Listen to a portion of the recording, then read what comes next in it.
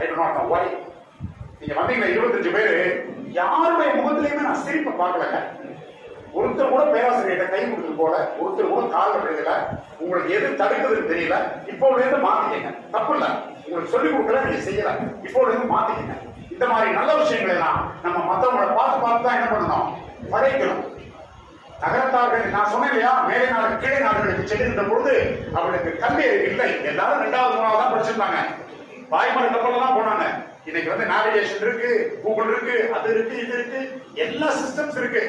அன்னைக்கு பாய்மர கப்பல் எதுவுமே கிடையாது. காற்றின் திசையை வைத்து நம் முன்னோர்கள் படகில் பயணித்தார்கள். படகு தண்ணி விடுற மீனவர்கள் தண்ணி விடும் போது, செட்டி உன் கப்பலுக்கு யார் துணை அப்படின்னு கேட்பாங்களாம். அதுக்கு என்ன பதில் சொல்லியிருக்காங்க செட்டியார்கள்? செட்டி கப்பலுக்கு செந்தூரான் துணை என்று. அந்த கான்பிடன்ட் லெவலை யார் கொடுத்துட்டு போயிருக்காங்க? முருகப்பெருமான் கொடுத்துட்டு போயிருக்காங்க. அதுபடி அவர்கள் எங்க பயணிக்கணுமோ, ரங்கூன் போனோம்னா ரங்கூன்